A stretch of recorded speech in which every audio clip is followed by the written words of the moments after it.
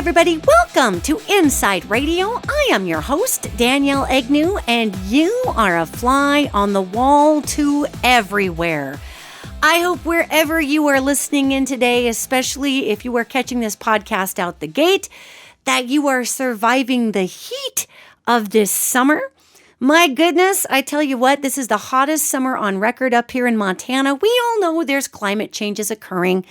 Yet, my goodness, it has been a baker. I mean, it's considered a cool day up here in Montana if we are getting below a high 90s. If it's in the low 90s, we feel like it is just some balmy spring weather that we're loving to have. So I hope wherever you are, you're hanging in there. I hope if you're on our East Coast, I know a lot of my East Coast friends are being just pummeled with tons of rain over there.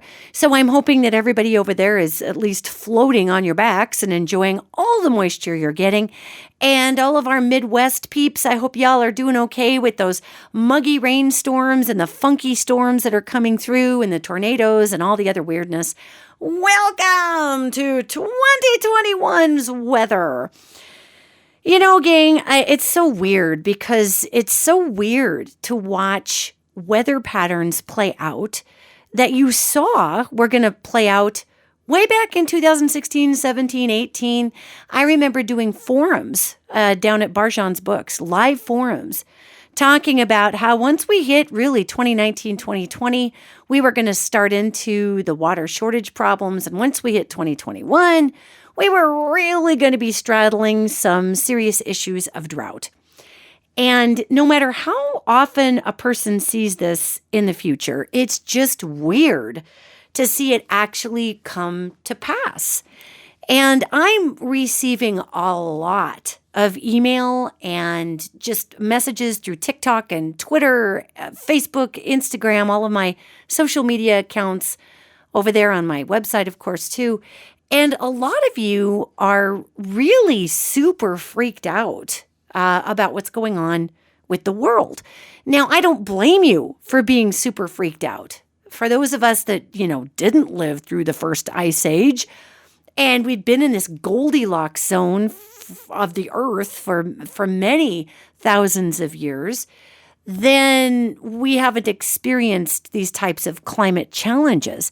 And obviously, there are still people existing on the planet of Earth that believe that our climate change is completely cyclical and that human beings have had nothing to do with it. That's regrettably not true. I would love it if we could just be absolved from everything and like 4-year-olds just run through the Garden of Eden and nothing's our fault and all the cookies are free. Yet that's not reality. So of course, yes, the Earth does have cyclical changes that it goes through. And we certainly have stomped on the gas pedal of this particular change and shoved it into a place that is really kind of creepy right now. And why am I saying this? Well, it doesn't do anybody a service to pretend that things aren't happening. And the amount of email that I've received from people who are legitimately wigged out that we're all going to die off in a year as a species is really overwhelming. So, gang, I want to bring through some angelic messages today about the times that we're in. I mean, is it the end of the world as we know it? Or is this just a massive transition that is here to get our full attention so that we can bring positive changes to the globe? Or is it both? Is it both? And I've got the angel who walks with the world here today. I wish I could just throw that angel a microphone and it could speak for itself. Yet I'll be translating for that angel here. And the bottom line is that, it's both. We are watching a wrap up of that 20th century, 19th century, 18th century world that we very much remember in our history books. We're watching that wrap up now. And it has to wrap up. We have so many more people on this planet. I talk about that all the time. Almost 8 billion of us, which is so many people. So many people. There's so many of us that the resources are dwindling. We just do not have enough resources to support the way that we consume and consume and consume without being mindful of our consumption. Now, it's important to remember that not every single country on our beautiful globe called the Earth consumes mindlessly as much as America does, And listen, Americans, we have a responsibility here to own up to our consumptive habits. And why this has been made a political point of debate, I don't know. I mean, I know that Democrats flush toilets just as much as Republicans do. So I'm not sure why paying attention to our consumption has been politicized. However, it shouldn't be, okay? So if you've been subject to the endless propagandizing of our media, especially over the last 4 years, where certain magazine news outlets like Fox News or MSNBC have figured out that if you really just bang the gong of one opinion, people will flock to you as an authority, and that makes it easier for them to sell advertising. And by the way, that's what they're doing, gang.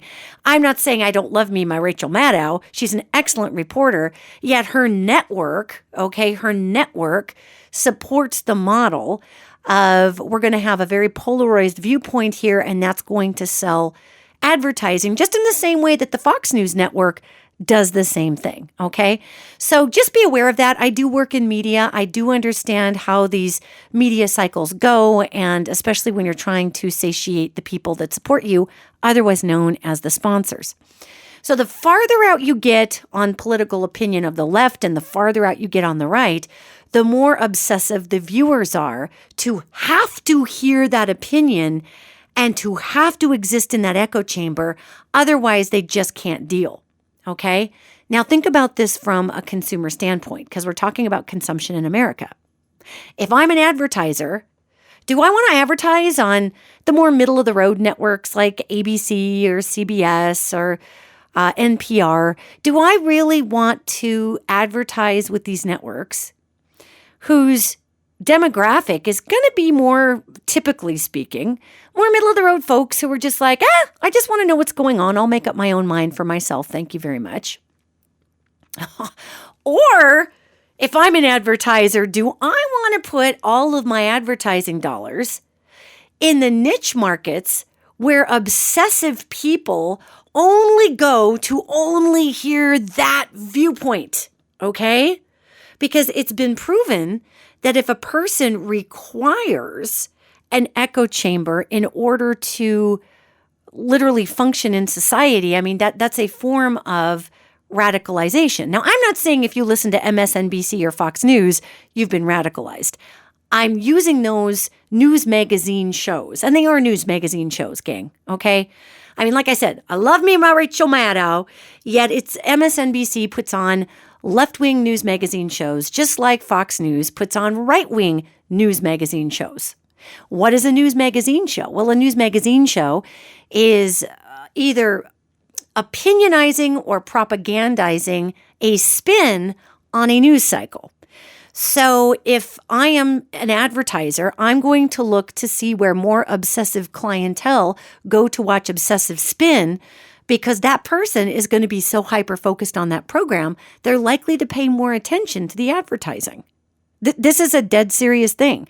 That's why really out there, cray, supposed news sites, which they're not news, like Newsmax. Newsmax is not a news site, okay, gang? If you're a more conservative-leaning listener, just understand that those folks, that's pure fan fiction, okay? Just like more on the left-leaning side, Politico can get really into the fan fiction zone that's heavily opinionated, and sometimes they just make crap up because it's their opinion. So, when you have these, especially Newsmax, nothing touches Newsmax as far as fan fiction. The left doesn't even have a site that is way out there like Newsmax, because the left at some point will start to catch itself and say, wait a minute, this really feels super fanatic and I'm getting weirded out, because this isn't about hugging a unicorn and peace, love, and harmony and loving a tree. This is getting weird. So for some reason, there is more of a radicalization opportunity with folks who funnel through more traditional conservative routes. And I'm not saying there's not left-wing radicals. Yet I'm talking about news, and I'm talking about how do we politicize global warming, okay? So if you're listening to a site like Newsmax, just be aware, gang, that is 90% pure fan fiction. It's just nutty McNutty over there, and it's really not true. They were the ones that were promoting the fact that the former president Donald Trump was just screwed out of an election, and supposedly wasn't allowed to rise to the presidency because he was coming back. He was coming back, man, just like Butte, Montana. It was coming back. None of that's true, obviously. So when we look at how these issues of climate shifts get politicized, then we start to see how people can begin to tune out on some really basic tenets of what we can all come together to do to be able to, just honestly be all one world and one country in trying to fix our climate issues. And in America, we are heavily insulated. We have the privilege of echo chambers. We have the privilege in our lower middle class and upper middle class lives to just live in our little bubbles and rent our movies on Netflix and live our 9-to-5 IRA account lives and just really not have to think outside the bubble, because we are literally, in the United States of America, the trust fund babies of the planet Earth. I mean, when you watch those TV shows, you're watching the Kardashians and you're thinking to yourself, how can those people, they're not even attached to reality, okay? They're melting down over losing a $20,000 purse, or they're melting down because they can't get their nails done. I mean, what part of reality do these people belong to? Certainly isn't mine as a middle-class person. Well, I've got some news for you, Americans. The rest of the world looks at us just like most of middle-class America looks at the Kardashians, okay? It is really important, America, that we understand this, because we are so entitled over here. And at the same time, we have millions, hundreds of millions of people now that are plunged way below the poverty line. We still do not have equality for our people of color, for our indigenous nations, for our trans communities, for our LGBTQI communities. We still struggle there. Even though we're still struggling there, we are still the trust fund baby of the planet Earth. Okay? So it's important that I got all of that out there so we can kind of just get to the point of how did we get here as such a heavily consumerist nation? Why do we have such a hard time just being part of something bigger than ourselves? Well, in part, we have such a hard time in America being part of something larger than ourselves because we've been trained to think only of ourselves. We went from the extended family unit, which came over in this country from elements of European family groups.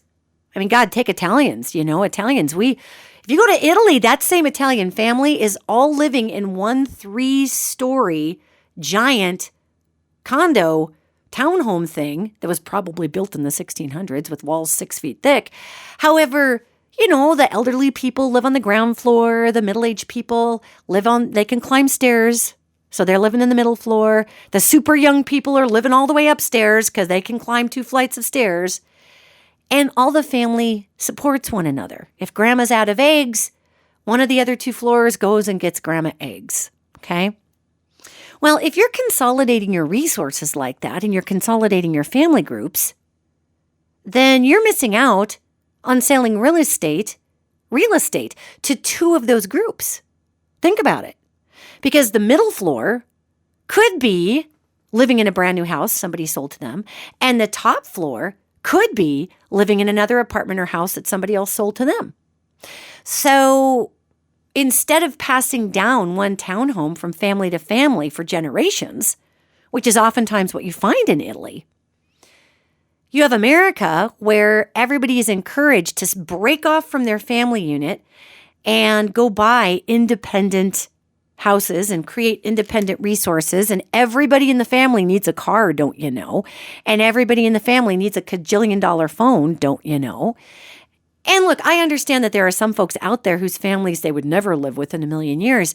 Yet if you look at the structure of living with the family, you kind of have to work through your crap if you're going to live up on top of each other, or else nobody's going to get along and it doesn't work.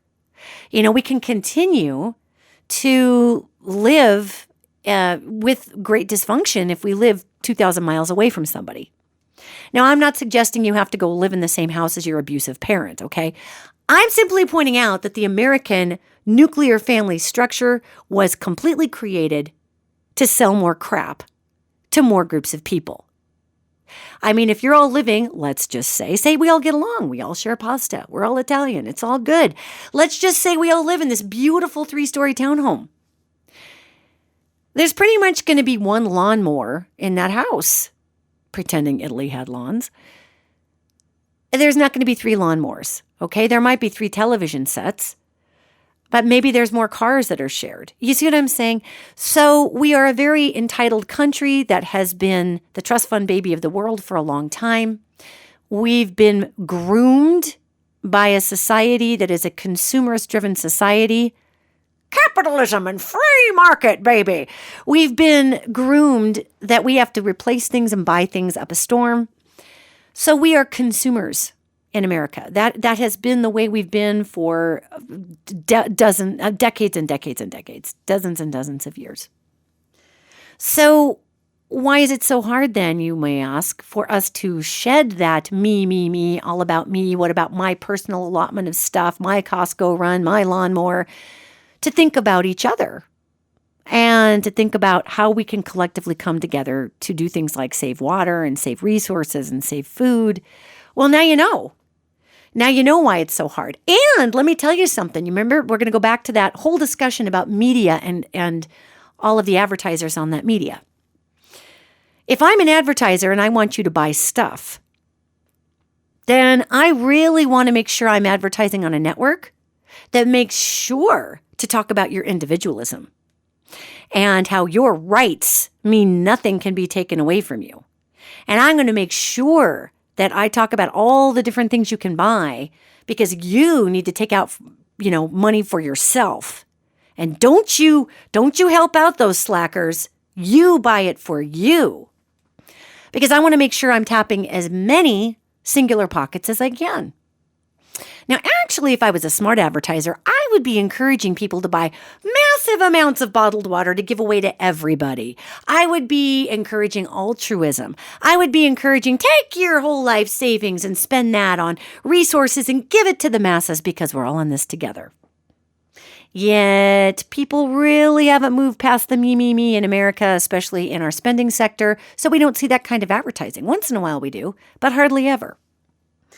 So what am I talking about here? I'm talking about the fact that we in America, especially in America, because we are the biggest, one of the biggest, if not the biggest, I believe we are the biggest consumer nation of the whole planet.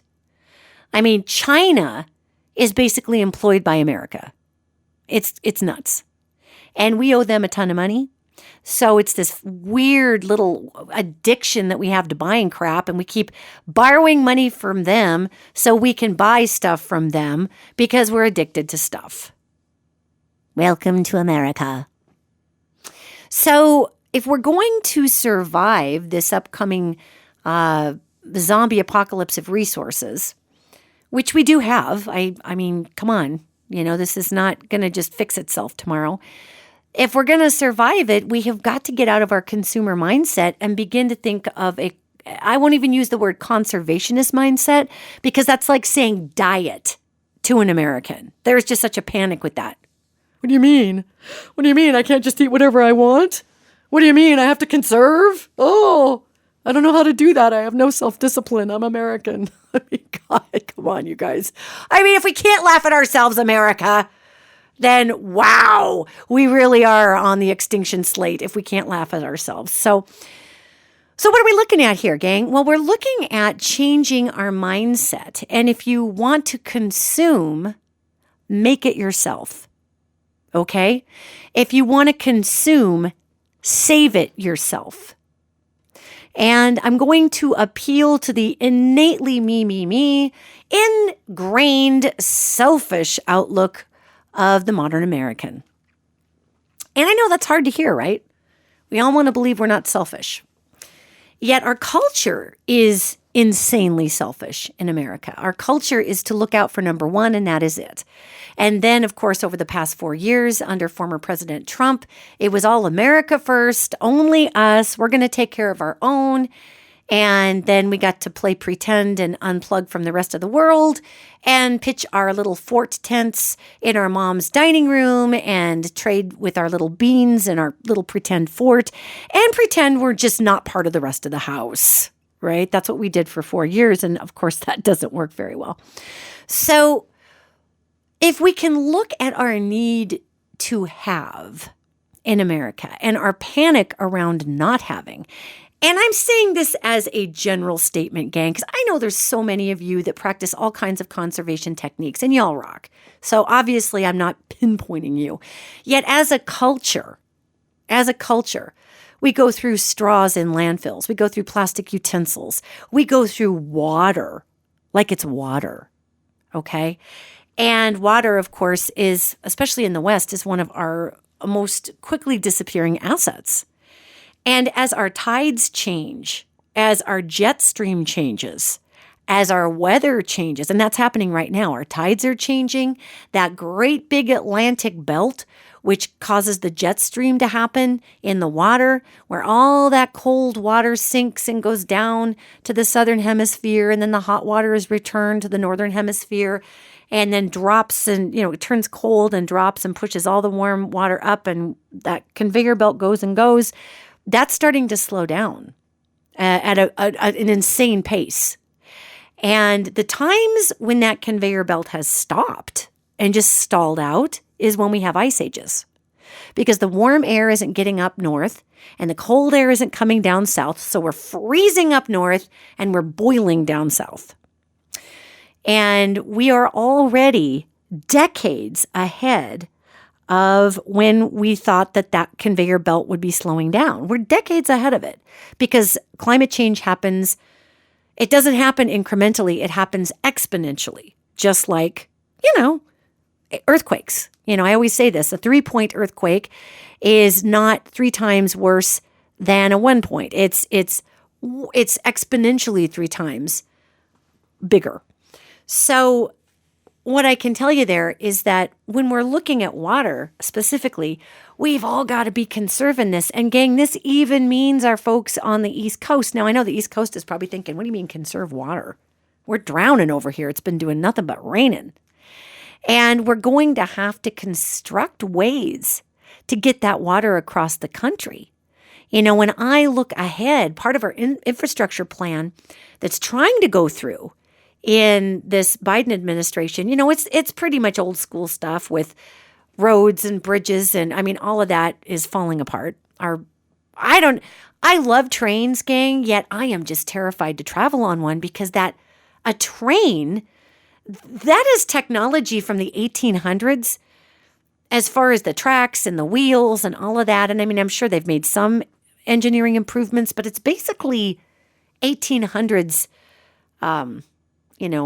creepy old engineering. And you look at these train trestles that are built over canyons. And I'm thinking to myself, God, do I really want to ride over the top of that? Because that looks like it could just break with our heat and our expansion and everything we've got going on. So part of our infrastructure bill is going to deal with the traditional stuff. There's going to be one coming after that's going to be building canals and pipelines to get water from one side of the country across to the other. Because water, and I've been saying this since the middle of the 2000s and since 2015 and 16 especially, water is going to become more valuable than oil. And when these water wars come in 24 and 26, these pipelines that I'm talking about that they're going to be building across the country to get just excess water that's drowning the East Coast all the way out and over to the West, because the western half of the United States is just dying on the vine. These pipelines provide jobs, they get people going, but it's also these pipelines that activists are going to want to poke holes in, and farmers are going to want to poke holes in, in order to get water out for the middle of the country. I mean, this is going to be a pretty huge undertaking. So if we in the West and in the western half, the Midwest, can begin to come up with ways, and I've talked about the water wars and how we can conserve water, to just be conservation minded or to be keep it for yourself consumer minded, that would be great. Because, gang, we must start making these changes now. I'm looking ahead at 8 months from now, and when we don't get we're going to get a bunch of snow, but we're going to get it in weird times, and it's going to come all in one chunk, and it's not going to be spread out like it used to be. So we're still going to be short on water. And the difficult part of this is our climate cycle that, as I look into the future, is going to go drought, drought, drought, drought, drought, super cold, lots of snow for a long time.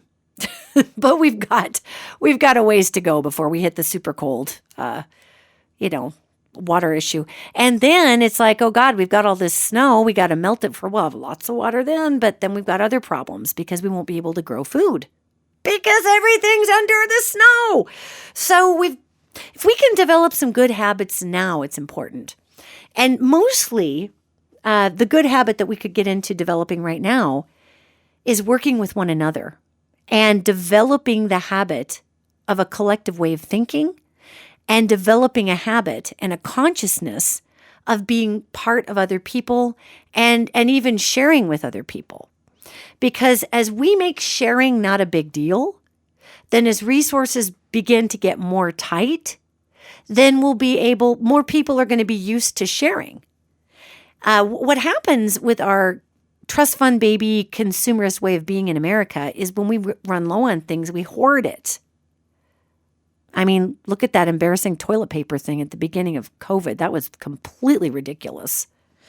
So instead of hoarding, there are so many other things that we can do that would be so helpful in this time period that we're in.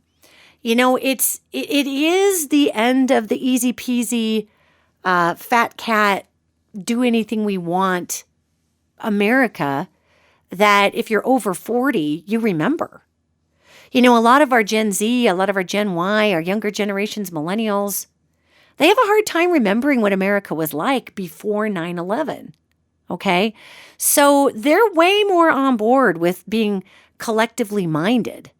And so, hey, middle-aged people and boomers and everybody out there, any greatest generation people left listening to this podcast, God bless you. God bless you all. Understand that we're the hang-up, gang. Okay? We middle-agers, we're the hang-up. Because we remember what it was like to have so much excess that you could just litter the globe and it didn't even matter yet. It mattered. Of course it mattered. But nobody came back to us to say, hey, you need to be accountable. I can think back to the 1970s, and I was born in 1969, and I can think back to the 1970s when there was an ad campaign about not littering. And it was really, really the first time, 1971, 72, 70, 73, and 74, 73 to 76, I can remember, that there were a lot of ad campaigns that addressed how much garbage we had piled up. And there was this terrific ad where they had this elderly Native American man ride up on a horse and look down into these landfills piled with garbage. And they showed this man and this tear just streaking down his face, that this is what we've done to everything. I mean, God, that totally chokes me up, okay? Right? I'm such a dork. That ad completely, I'm here boobing like a weirdo. That ad totally chokes me up because it was so simple. And I was a little kid. And boy, was that message profound. I got the message in the 70s. The people that were here before us are horrified by what we're doing to this land, to their land. And, I picked everything up and wouldn't litter. And as a little kid, seeing this man just crying about everything was terrifying to me. It was horrible. So in the 1970s, we understood that something was wrong. And we were trying to make changes. I remember solar panels coming in as a big deal in the 1970s. And maybe they were before my time, but that's when I remember them really hitting everywhere. And I remember organic foods were a thing and hydroponic gardens. So if you figure 1974, this was all huge, okay? So let's do our math. 74, 84, 94, 2004. We're just a few years off of 2024.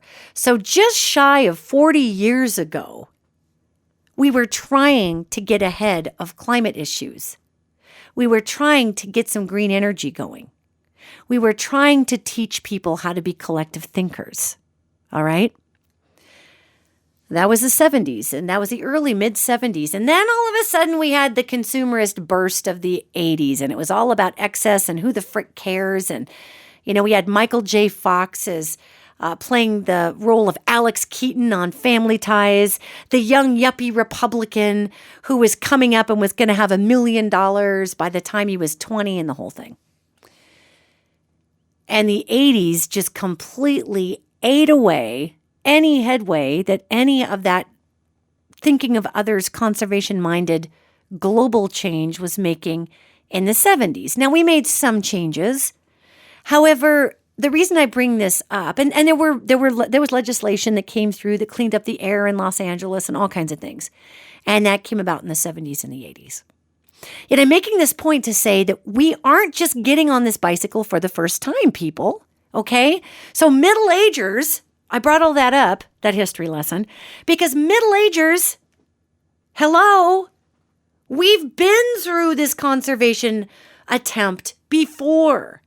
So and I'm going to pick on my own demographic for just a minute. And I realize, gang, there's so many of us that are working hard towards this, but just go with me here a minute, okay? Come on, middle-aged people. Let's not turn into those weird middle-aged people that complain about everything and, I have to make a change. When I was a kid, I could throw whatever I wanted on the ground and it would somehow disappear. I don't want to have to watch how much water I maintain. I'm too tired. Oh, God. Come on, Gen X. Don't make me get out there and kick all y'all's butts. We were there with Molly Ringwald saying we were going to stop AIDS and change the world. So get up off your blocks, Gen X. Come on, boomers. I know we're all running out of energy, but you guys were the original hippies with those big save a tree, save the whales. Let's go, Greenpeace. Come on, boomers, let's go. Greatest generation, if you're still out there, you are the original conservationists, saving copper for the war, saving and rationing for the people who were doing something which was very difficult over in the theater of Europe, fighting the Nazis. So you understand thinking outside of yourself. So none of this is directed at you, by the way. So, gang, if we can get off of our mentality for 5 minutes and get into a, hey, let's see how many resources we can share. Let's see how much firewood we can store and keep. Let's see if we can heat our homes with a wood stove in the winter instead of drawing off of all this natural gas. And I understand that's going to sound a little weird to some people out there. Yet, if we could even take a little bit of load off of our oil and gas resources, we don't have to cut them off entirely. Yet if we can take a small load off there, then we are going to be sitting pretty and doing so well in 5 years. Yet it's going to be something that we all have got to do. I've taken to recycling dead branches and whatnot into firewood. And I don't live in a cabin, gang. I live in Billings, Montana. We're the largest city in Montana, which those of us that have been other places, we look at Billings as a tiny place, but it's about 110,000 people within the city limits, about 160,000 with just some tight surrounding areas. And this is the largest city here, okay? And got a couple Walmarts, Best Buys, all the kind of things you get, Costco, blah. So I'm not exactly living in the prairie, all right? I just need full disclosure there. What I would tell you, though, is that, being a Montanan, we have some pretty wicked and terrible winters. And the house we live in has a fireplace, yet the fireplace needs to be repaired and there's a lot there. Yet if you do, and yes, burning wood creates smoke. I get that. And I do get that natural gas burns cleaner than wood, so we don't all want to be going to burning wood.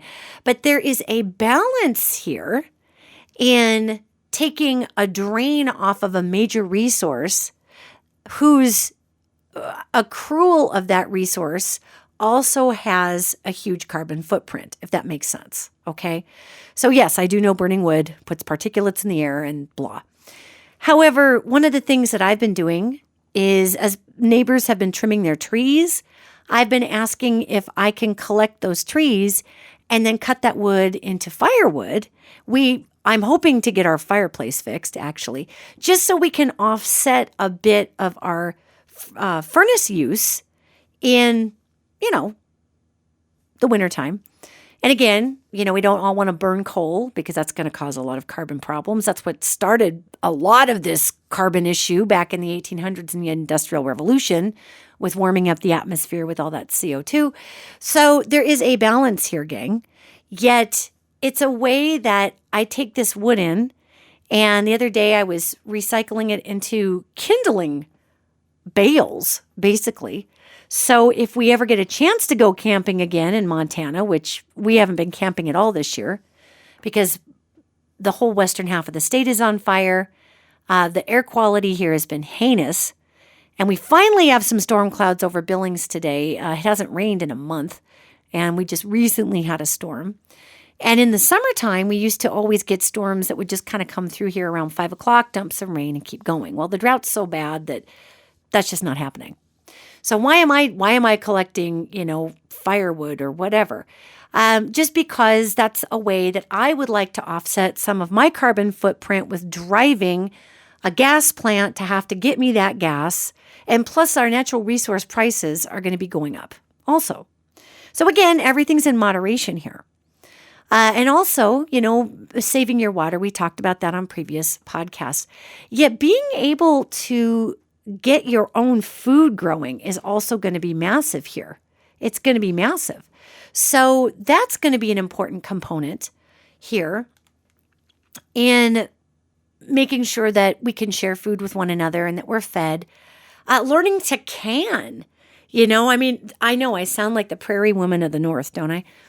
I'm not the best canner of all. I can tomatoes like an obsessive weirdo because I'm Italian and I want those fresh organic tomatoes for my sauce in the wintertime. But learning to can, gang, is pretty dang easy. Okay? It takes a little time on a Sunday or whatever, but it's not hard. You boil a bunch of water, you boil your tomatoes, you take the tomatoes out, you dump them in some ice water in the sink, you get the peel off, you stuff them in a jar with a little pinch of salt, and you seal up the jar and you boil the jars for 40, 45 minutes, take them out and let them cool. And you hear the tomato jars go tink, tink, tink when they seal. It's really not very hard. Put on some good music, have a glass of wine, make an afternoon out of it. It's easy. And you can do that with fruit. You can do it with beans. Again, I'm not saying this to scare anybody. I'm just letting folks know that all this technology exists to not have to simply consume like mad things. I've got incredible tomatoes set up in my basement that are just awesome. And we use them all the time. We use them all summer. We use them all through the winter. You take those glass jars, you can wash them out and reuse them. You do need to get new sealable lids. Got to buy those. Yet they are made of metal. They do have some rubber liner on the inside. And they may come up with a better green option for canning. Yet the point I'm saying, and you can find all kinds of conservation techniques online, gang. The point that I'm making here is that this angel that walks with the world is showing me that we are never going back. Okay, this isn't just, hey, we're all going to return to normal. Yay. Conservation is our new normal. So if we can make this fun, if we can come up with a bunch of canned quarts of organic, gorgeous tomatoes that maybe we trade somebody for some canned peaches. Sweet. If we can make living together and existing together a thing and not make it, well, I'm doing a lot more than you're doing. How come you're not doing that? Can we be patient with one another, please, gang? Please? Can we be patient, realizing that we've been groomed for decades to be fat and happy over here in America and sit on our butts and just have things delivered right to us, like Uber Eats? Can we be a little patient that we've all been brainwashed to believe that there's always going to be water that's potable that comes out of a faucet? Unlike Mendocino, California right now, where they're out of water. I mean, dead out of water. Don't go to Mendocino if you're expecting to get a glass of water. They don't have it. Their restaurants are putting porta potties outside of the doors of those businesses so people can use the bathroom outside and they don't have to flush water down the toilet. They don't have the water. Okay, they're trucking in water from other places in Mendocino. So this is just one of dozens of cities to come where this is going to happen. And I'm not trying to scare anybody. I am stunned that I'm not the only one that's been talking about this as a psychic. How about our scientific community? How about the scientists? How about the people who actually know what they're really talking about from day to day with metrics and numbers? And not just the people translating angels, okay? We just don't want to hear this, gang. And I have to tell you, it's getting a little dire. I mean, let me be selfish for just a minute. Could you mind if I'm just a selfish butt for just 1 minute here? Can we all just accept that this is a permanent change and that we are not going to have that endless access to resources like water and underground water tables and food that's just growing on our amber waves of grain just blowing in the breeze in America? Can we please, all of us, accept where we're at in the United States? Now, I don't know what's going on in the rest of the world, gang, and I apologize for not knowing, okay, for those of you listeners that are out of the United States of America. We are such a crap show over here in the USA right now that I've got so much of my attention drawn by these angels to our domestic issues. It certainly doesn't mean we don't have issues around the world. My God, Africa has been in a drought for a gazillion years, especially since the Industrial Revolution, and all of the toxins have blown across northern Africa from America, China, all kinds of other places, killing all of that beautiful wildlife up there and greenery. So obviously the United States isn't the only place this is happening. Yet can I be selfish and ask my fellow Americans, to please stop living in denial, please? Why is this a selfish thing to say? Because, gang, I'm the girl that those angels wake up in the middle of the night with, you need to get this information to them. I don't think they understand what's happening. I want to sleep, you guys. Come on, man. Help a 52-year-old girl out. I already have my own biological rodeo going on here saying, oh, you don't need to sleep. You're fine. No, come on. Come on. If we can all just accept that this is real, then we can adopt the most awesome coming together practices. And we can do this with each other. And we don't have to hoard toilet paper.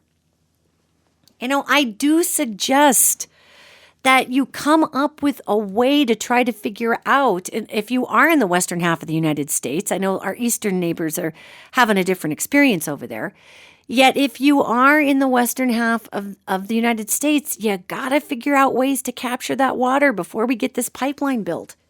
And yes, I've had some questions out there about whether or not our off-world community, our ET cousins, are going to help us with technology to desalinate the ocean water in a way that is cost effective.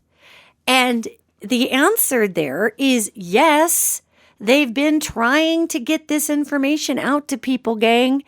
And every time we get some really great inventions going on with how to desalinate the water, and how do we get this how do we clean out ocean water? Because it's not just desalination. I mean, there's so much organic life in ocean water. And if we do it the right way, if we do it through some of this technology that I've seen through the Sirius AB folks especially. They've got some great let's drink the ocean water technology that also pulls out nutrients, edibles out of the ocean water, plankton and tiny bits of seaweed and things we could put in tablets and capsules and mix into our food and actually eat it. And there's also, in order to do that, we've also got to separate out the heavy metals and the mercury and all the grossness that we've put into the ocean at this point. So we do have, there's a lot of steps. It's not just taking the salt out of the water. It's taking everything out of the water. And just like when COVID hit the globe, okay? When COVID hit the globe, Pfizer and Moderna and all of these different companies reached out globally to different scientists.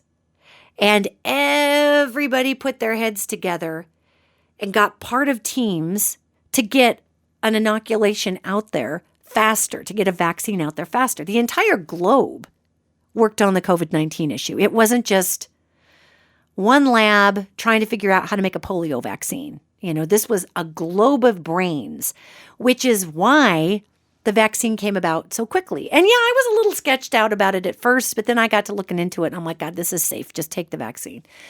So honestly, as the whole world begins to have water issues, then especially in America, when we can't irrigate crops and things become problematic, we are going to want to figure out how to desalinate that water. And are we already working on that? Yes, we are.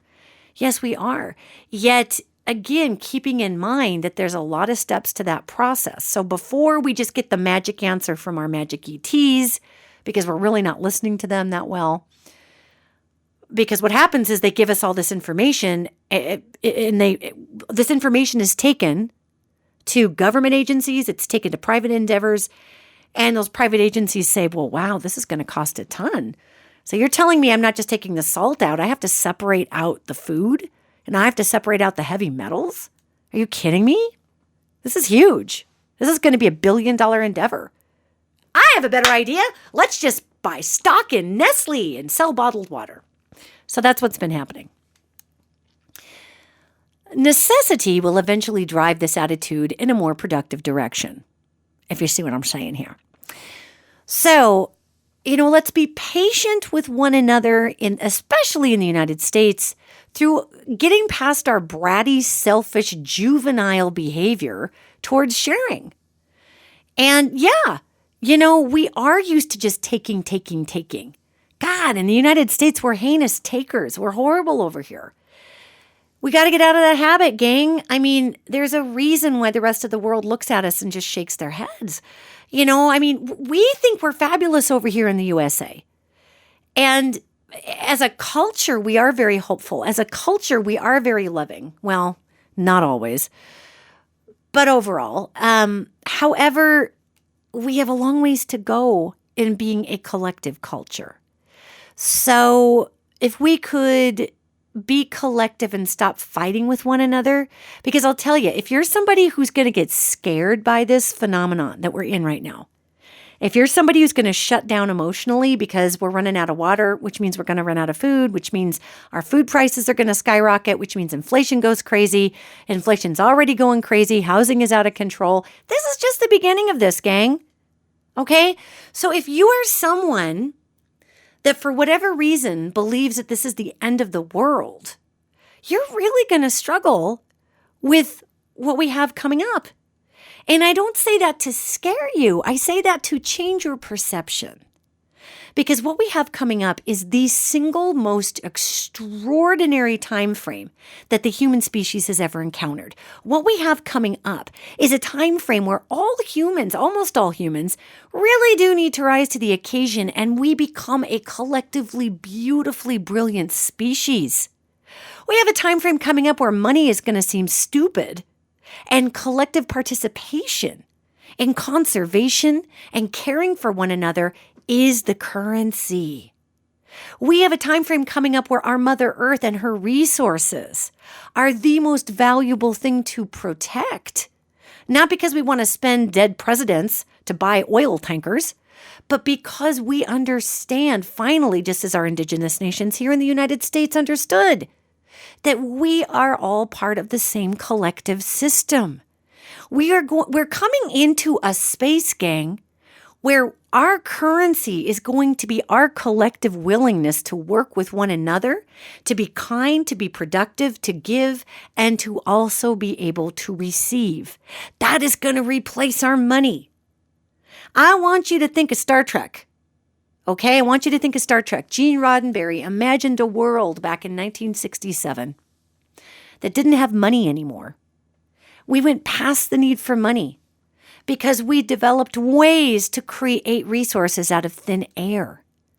And then instead of working to buy money and then buying that money and buying the things that take care of us, we get to bring purpose into the world by enacting our gifts and talents. And literally we call that trade now, yet it will be the currency of purpose. The currency of purpose is what we have to look forward to. Not just grinding away, flipping a burger, trying to pay your rent. Now, hey, if your purpose is flipping that burger, I am not meaning to insult you, and that is a thing, okay? I'm simply saying that we are in the most exciting time frame ever. If we can just get our damn heads out of our collective American butts and understand that we are in the process of changing everything in society. We are in the process of steering away from the archaic, can I have a nickel if I do this thing for you so I can take that nickel and buy that apple, to, hey, I have an apple orchard. And I also have a bunch of old wood from that apple orchard. And I see that you have a spring. And I would love to give you some apples for allowing me to water my apple orchard with your spring. And in turn, I'm happy to give you some wood to be able to, create some warmth in your house. Or maybe you have a drilling technology to get to water. Or maybe you have a purifying technology so that we can all take a drink of water. So that the person who's drinking the water can maintain their brain function because they're actually a doctor and perhaps you need some medical care. Okay? Do you see how this is working? We are going for the currency of purpose. And we can change this around in America if we just change our mindset. So if I can be selfish for just a minute once more and ask you all to please just accept that not only is this where we're at, yet things are going to continue to get more Old West. And if we choose not to evolve the way we deal with one another and the restriction of resources which are upon us, we're going to go crazy. And we're going to hoard toilet paper and we're going to hoard those bullets and make a compound and don't you take my egos. My egos are my egos. We're going to go nuts. And all those people going nuts are literally going to shoot each other right straight to death. So let's just avoid that timeline, shall we? Because it is unnecessary. Instead, we can begin a culture of hopefulness, of sharing, of purpose, of excitement. It's fun to can tomatoes. It's fun to put up all that food and realize, wow, I grew that, man, and that's in my cupboard for this winter. This is cool. And you don't need acres of tomatoes. You could have a couple of tomatoes in pots out on your apartment deck for that matter. Just when your tomatoes yield, they yield, man, and you can eat them and you're going to have leftovers and just can the few you have left over before they go bad. I'm a little obsessed with tomatoes, okay? I understand it's a little over the top. However, our currency is going to be purpose. If you ever wanted your gifts and talents to be seen, now is the time frame for that. And no, gang, society is not going to collapse next week. Our money system isn't going to fail next Friday. Yet as time goes on over the next, really, it's a short amount of time, 2 to 4 years, it's going to be very important that we begin to come up with systems of care for one another. And I can feel some of you out there going, what about the people who just leech off of everybody else? Well, if we're in a system of purpose, and purpose is the currency, there is going to be no leeching off of anybody else. Everybody's going to have to figure out something they do to contribute. And people, humans, are going to feel so much better about ourselves. Weirdly. There might be some stress about, okay, bread is really expensive since there's no more wheat. Yet, okay, so what do we eat instead of bread? What do we do? How do we grow some stuff? I probably would never be that girl who would grow wheat and crush it herself and make flour, but I bet there's people out there who would. I mean, I like bread, but I'm not that nuts about it. Thank you. So honestly, it's about just acceptance that we are being asked to evolve. And just like everything else with the human species, our resources, for whatever reason, must be restricted to us before we make a change, especially in America, And there are so many people. It's very important to remember, gang, if you're living in Detroit and you're living in certain areas of the country, if you're living in the Hopi Reservation, if you're living in numerous places in the United States, you haven't had drinkable water for a dang long time. It's been full of rust and disgust and awful crap. So now all the whiteys, all the middle-class whiteys are figuring out what it's like to not have water, and now we're doing something about it. Sort of. Not really. So this podcast is not to scare you. This podcast is about, hey, gang, I have a responsibility to report on the spiritual tenant and where we're at in the world. And right now, America's getting about a C- to a D. So let's tune up ourselves.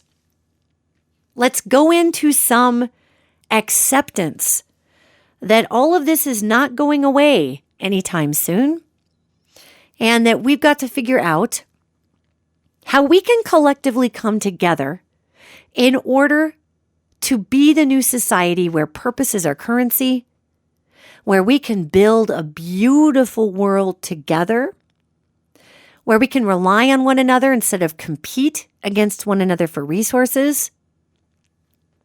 We can do this.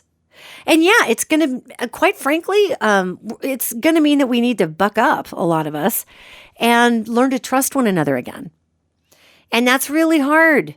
If you've been listening to these, back to the news sources, if you've been listening to these fringy news magazine sources that make all liberals sound like a psychotic mob, or all Republicans sound like a psychotic mob, then it's going to be really hard for you to recognize that that's a bunch of crap.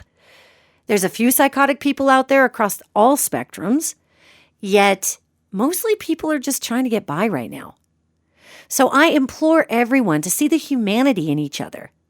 Let's look at the solutions. Post on social media ways that you are recycling even the most basic refuse in your house. I know people who are saving their plastic water bottles and are then stuffing their plastic water bottles with newspaper shreds, and they're putting a cap on those water bottles, and they are building homes using the water bottles that are stuffed with newspaper shreds, and they're using those as insulation in their homes because it traps air, and the paper helps keep air warm. It can absorb warmth, I guess. I'm not really sure how that works.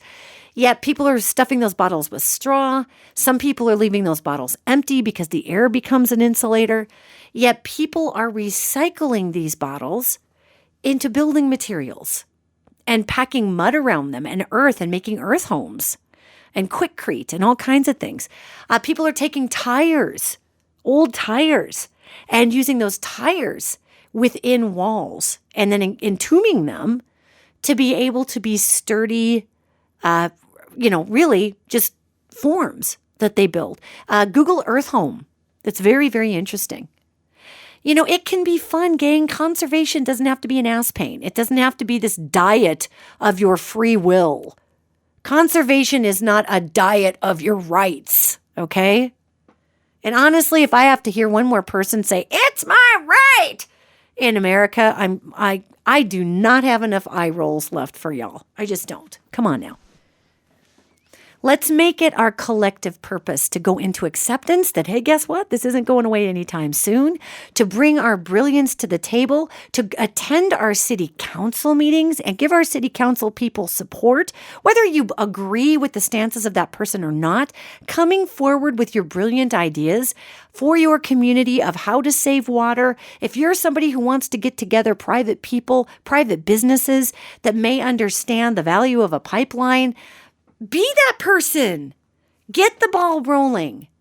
Because this is a time frame of the currency of purpose. And we're not meant to be packing popcorn down here on Earth, shoved in between a consumerist agenda, human beings. Okay, you're not packing popcorn. You're a brilliant miracle machine, man. Come on. You are literally a channel for brilliance, for miracles, for innovation. You are an extension of the great creator. You are the one that is all, God. You are a light source that is beaming through unbelievable knowledge at all times. You're not spare extra, a cog in a machine, just earning your IRA. And hey, if you do have an IRA, congratulations, because that's going to be an extincting event also, IRAs and retirements and all these things.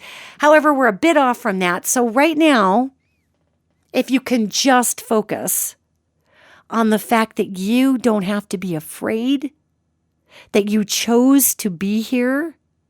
Your soul chose to be here during this time because you know somewhere within you, somewhere in your cells, somewhere in your spirit, you know that you are a change bringer.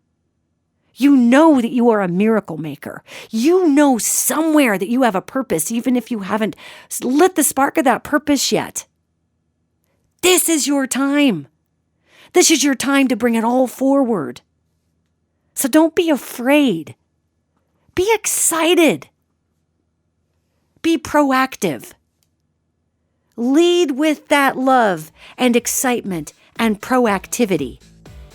And you and me and hundreds and thousands and millions and billions of other people together are going to bring this planet to the next phase of evolution. Because that's what's happening. So don't be afraid. Just be inspired. And I will see you next podcast.